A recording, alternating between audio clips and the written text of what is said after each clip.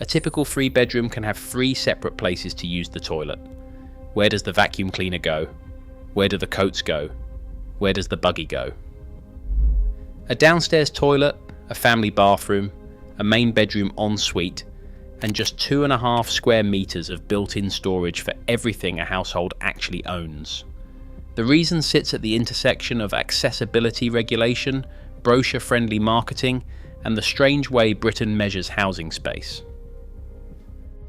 Step inside a newly completed 3-bedroom townhouse or semi-detached home, and the spatial priorities of modern residential design immediately become apparent. On the ground floor, positioned just off the entrance hallway, sits a generous cloakroom with a toilet and wash basin. Upstairs, the primary bedroom features its own private ensuite shower room, while a separate full family bathroom serves the remaining bedrooms. This configuration offers 3 distinct plumbing zones in a home designed for a household of perhaps 4 or 5 people. Yet the moment you attempt to find a home for the mundane, physical clutter of daily life, a striking disconnect emerges. There is no dedicated coat cupboard or recessed alcove near the front door, leaving shoes and wet jackets to pile up in the main thoroughfare. The upright vacuum cleaner, the ironing board, and the folded baby buggy have no obvious home, often ending up propped against a wall or shoved under the stairs. Seasonal belongings like suitcases, bulky winter duvets, and Christmas decorations must compete for space with clean towels and laundry, exposing a chronic shortage of basic, closed storage. This layout delivers an impressive room count that looks excellent in a sales brochure, but it leaves the physical home struggling to function under the demands of actual occupancy.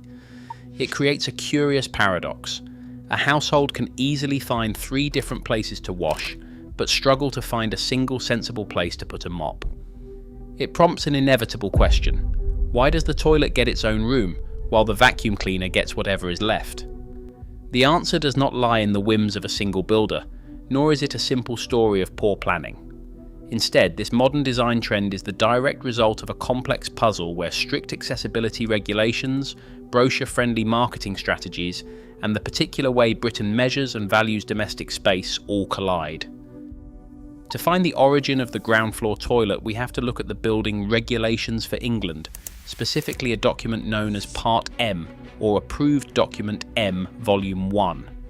This regulation dictates the accessibility baseline for all new build homes, stating that every new dwelling must provide an appropriate WC on the entrance story. The logic behind this is thoroughly practical and human. A home should not be a series of physical obstacles. If an older visitor, a disabled guest, or someone recovering from surgery comes to call, they must be able to access a sanitary convenience without having to negotiate the stairs.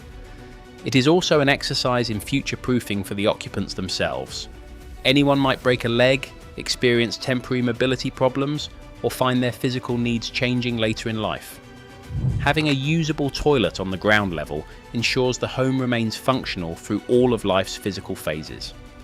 To achieve this, the regulations enforce strict dimensional standards. The door to this cloakroom cannot be a narrow, squeezed opening. It must provide a minimum clear opening width of 775 millimeters.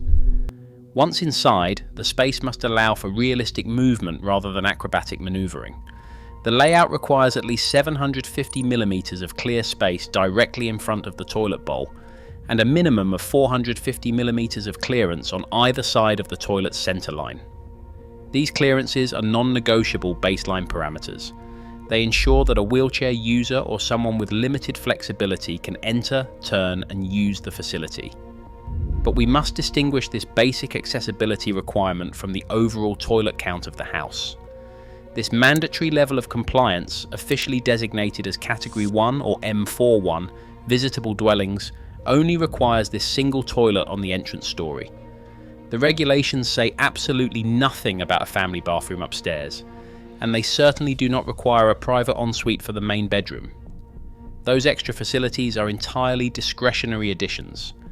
While local planning authorities can occasionally mandate higher standards, such as the optional M42 for accessible and adaptable dwellings, or M43 for full wheelchair user homes, the national building regulations only insist on this one ground floor WC. It is also important to clarify that these specific rules apply strictly within the English regulatory system. While Wales, Scotland and Northern Ireland share the broad objective of accessible housing, they achieve it through their own devolved building standards and distinct administrative frameworks. Ultimately, the ground floor toilet is not a design whim or a developer's luxury. It is a legally mandated element of inclusive design. Long before the first brick is laid, the space for this toilet is already locked in by law. The upstairs layout of a standard modern home typically splits its plumbing between two distinct spaces, the family bathroom and the main bedroom's ensuite. These rooms serve entirely different roles within the household, both practically and commercially. The family bathroom remains the traditional shared workhorse of domestic life, a communal space designed to handle the morning rush, bath times for children, and the general needs of the entire household. It is a utility-first space, expected by default in any multi-bedroom property. The ensuite, by contrast, operates on a completely different logic of privacy and personal convenience.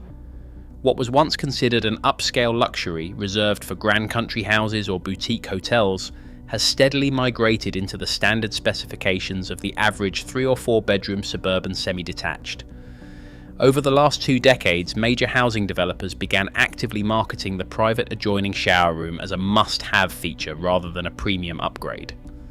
It has become a standard line item in sales brochures, repositioning a second upstairs wash facility from an aspirational extra into a basic expectation for modern buyers. Yet unlike the ground floor toilet, this secondary facility has nothing to do with building regulations. It exists because of market demand, offering a private sanctuary that makes a home feel significantly more premium, even if it has to be carved out of a fixed and limited floor plan.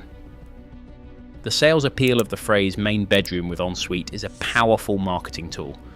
On paper, or during a brief 15-minute show home viewing, a private shower room is a highly visible, premium luxury that is easy to evaluate and compare.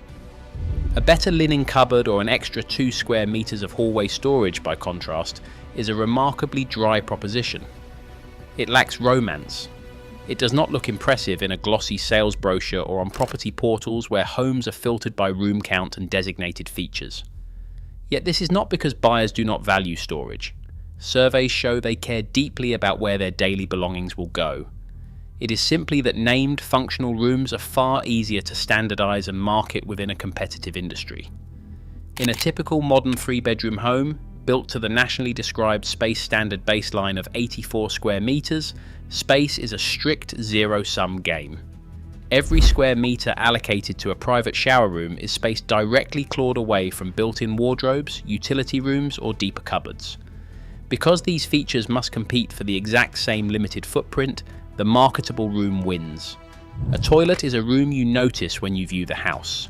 Storage is the room you notice is missing after you move in. If you like these oddly specific explanations of why British houses are designed the way they are, subscribe for plenty more. The nationally described space standard operates as an English planning policy tool rather than a universal building regulation. It only has practical force when a local planning authority chooses to adopt it into their local planning policy. Currently, more than 60% of English councils use the standard, but because adoption is voluntary, these rules do not automatically govern every new home in England, and they do not apply across the wider UK, where devolved nations use their own guidelines. Where these rules are adopted, they dictate the minimum gross internal area, which is simply the total enclosed internal floor area measured to the inside face of the external walls, including internal partitions and hallways. Under this framework, a 2-story, 3-bedroom home has its minimum footprint set by its expected occupancy. A house built for 4 people must provide at least 84 square meters of space. For 5 people, that target rises to 93 square meters, and for a 6-person household, the requirement is 102 square meters. Across all 3 of these occupancy levels, the minimum requirement for built-in storage remains exactly the same, a modest 2.5 square meters. This flat rate applies regardless of whether the home is designed for 4 people or 6, meaning larger families do not automatically get more storage space allocated by default. While this is a minimum requirement rather than a maximum ceiling, the actual space available is often less generous than it sounds. This storage allowance does not represent empty, flexible cupboard volume. Under the regulations, fixed service equipment can occupy and count toward this storage total. A bulky boiler or a hot water cylinder can be counted as half a square metre of storage all by itself, meaning a significant portion of this allowance is pre-allocated to the mechanical workings of the house before a single shelf is put up. It is storage on paper, but not in practice. While the standard assumes the overall floor plan will contain a family bathroom and an accessible ground floor toilet, it does not make a main bedroom ensuite mandatory. That third toilet is a commercial addition designed to appeal to buyers. When a developer inserts an ensuite into a home built to the minimum 84 square metre standard, they are not increasing the total floor space. They are simply partitioning the same fixed area, leaving the vacuum cleaner to compete with clothes and suitcases for whatever space remains. Take a standard 3-bedroom, 2-storey home designed to meet the 84 square metre national standard. The baseline floor plan already accounts for a family bathroom upstairs and an accessible cloakroom on the ground floor. When a developer adds a master ensuite, they do not automatically expand the outer walls of the house. If the overall gross internal area remains unchanged, the extra shower room must be carved entirely from the existing footprint. This insertion initiates a cascade of spatial fragmentation. To build a new room, you must erect partition walls which immediately consume valuable floor space. Each new room requires a door, and every door requires a swinging arc that sweeps across the floor, making that specific area useless for furniture or storage. The hallway and landing must be reconfigured to provide access, turning straightforward corridors into a maze of corners and doorways. Plumbing is another silent space consumer. Soil pipes and water feeds must travel vertically down through the house to reach the drains, often requiring boxed-in columns that slice through the corners of downstairs rooms or ground floor cupboards.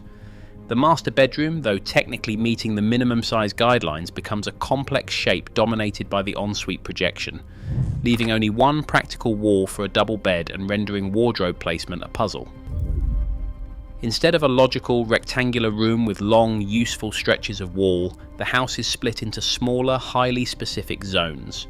Circulation paths multiply, producing more pieces of transit space and fewer areas of genuine utility. Because storage is not a highly marketable feature in a showroom brochure, it is rarely designed with this level of structural intent. Instead of a dedicated utility closet, household storage is frequently relegated to whatever awkward leftover geometry remains after the plumbing has been satisfied. The most common result is the familiar sloping triangular cupboard squeezed under the stairs. It is a direct consequence of a system that prioritizes room count over practical volume. In the modern British home, the toilet gets its own room. The vacuum cleaner gets whatever is left. When walking through a pristine developer show home, the illusion of spaciousness is carefully maintained through a series of deliberate omissions. These properties are dressed with a highly curated selection of belongings: a single designer handbag on a bedroom chair, a perfectly folded throw, and perhaps a single decorative bottle of olive oil on the kitchen counter. What is missing is the chaotic inventory of actual domestic life. The show home does not have to accommodate 6 heavy winter coats, mud-caked school bags, a bulky baby buggy, or a damp mop. It contains no plastic towers of sorting bins for recycling, no dog food sacks, no suitcases, and no large plastic boxes of Christmas decorations.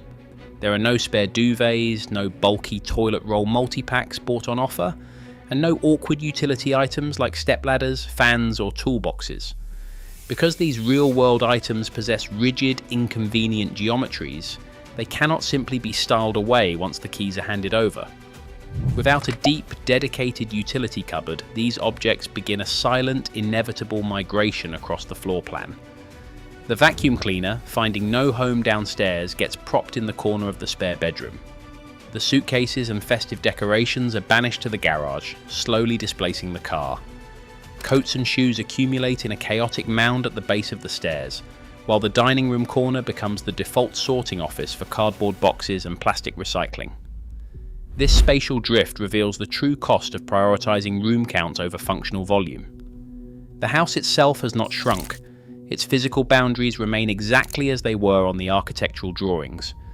Yet day by day, less of that footprint remains comfortably usable. The initial, high-impact visual appeal of having 3 separate toilets gradually gives way to a persistent, low-level friction, where the simple act of putting away a vacuum cleaner becomes a daily spatial negotiation. This daily negotiation is a measurement problem disguised as marketing shorthand. In the UK, we buy houses by bedroom count, filtering online searches for 2, 3, or 4 beds.